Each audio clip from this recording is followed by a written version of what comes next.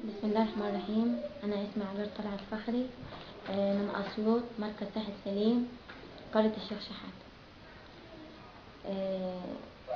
أنا مشيت من البلد يوم 15/9، وطبعا يوم ما مشيت فطبعا كان معايا واحد اسمه ياسين ثابت، هو اللي ساعدني على المشي من البلد، ونزلنا على مكان واحد نعرفه اسمه جعفر في ورورة. ورحت أعلنت إشهاري يوم 23/9، وغيرت اسمي، سميت اسمي أسماء محمد أحمد إبراهيم، وقمت سكني كان في ورورة. وبعد كده هوت جعفر دهوت يعرف أهلي كويس، لأن هو أصلا كان من البلد، وطبعا وصل لأهلي ووصلهم جواب وعنواني بالظبط ومكاني، عشان ان هو يستفاد منهم ويقدرشني يعني يمشي حالي. ففوجئت ان اهلي جم خدوني، وبعد ما خدوني نزلوا بيا اسيوط وسلموني للكنيسة. فاول مكان رحته طبعا هو دار العذراء اسيوط. وبعد كده هو ابتديت ان انا اتنقل من 1/3، اتنقل ده 1/3 من يوم ما جيت مع اهلي ونزلت اسيوط. وجيت اتنقل بقى من بيت لبيت ومن دير لدير، طبعا كل الكلام ده تبع الكنيسة، لان اهلي سلموني للكنيسة وما يعرفوش عني اي شيء.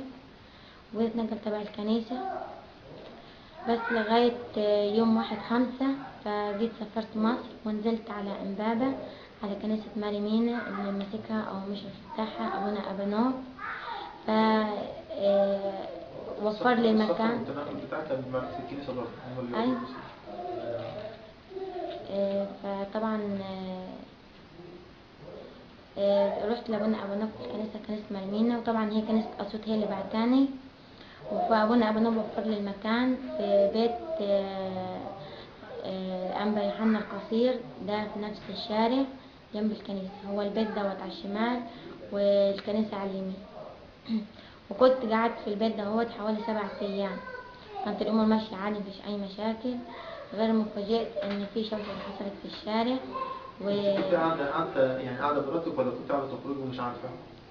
لا، هو عامه كانت البيبان مقفله ومفيش شبابيك حتى بص منها على الشارع، يعني اللي بيطلع بيقفل وراه واللي بيدخل بيقفل وراه. وكانت معايا رهبه وما كنتش بقدر ابص من الشبابيك او اي حاجه. عامه الشبابيك كان كلها عليها حديد وستاير، فما كنتش والمكان اللي السكن اللي كنت قاعده فيه ما كانش فيه شبابيك، الاوضه اللي كان فيها شباك كانت مقفوله بالمفتاح. غير لما فوجئت بقى ان في زيطه في الشارع، طبعا انا عايزه اشوف ايه اللي بيحصل تحت، فانا مش عارفه. اتصلت ايوه، انا اتصلت بياسين ثابت وقلت له انا في المكان الفلاني ان انا عايزه ارجع لك وعايزه اكون معاك. هو بناء على طلبي ليه، فهو راح كلم رئيس وحده المباحث الجنائيه، ورئيس وحده المباحث الجنائيه طبعا اتصل بيا رن عليا. فانا فتحت عليه، بس كانت الرهبه عماله تزعج معايا وبتقول لي خد هدومك وامشي واحنا برا من دمك، وطلعتني برا السكن في الشارع وسابتني. كنت سامعه كان ساعتها في ضرب نار او حاجه زي كده، ولا كان لسه؟ لا، كان لسه مفيش اي حاجه، بس انا لما نزلت الشارع كان في شوشره جامده في الشارع وزيطه نار، لكن ما شفتش ضرب نار. يعني هم طلبوك على اصل حاجه اتفتشت ما تبقيش. ايوه، قالت لي انت تطلع عشان لو بعد 5 ثواني مش هنقدر نطلع. فطلعتني في الوقت دوت، كان بيرن عليا رئيس وحده مباحث امن الدوله. فانا فتحت، فبيقول لي يا ماما انا رئيس مباحث امن الدوله، انت فين؟ فانا ما عرفتش ارد عليه طبعا، لان انا في الشارع مرتبكه ومش عارفه ايه اللي هيحصل لي ولا ايه مصيري. فقفلت التليفون، ما قدرتش ارد عليه. فكل اللي قدرت اعمل ان انا طبعا انا طالعه من البيت، وطالعه كده على غفله ومش عارفه انا طالعه اعمل ايه، ولا يعني هتصرف ازاي مش عارفه. والشوارع بره كلها ناس وشوشره جامده، ومعايا طفله صغيره وحاجتي. فكل اللي قدرت اعمل ان انا اوقف توك توك وركبت ومشيت.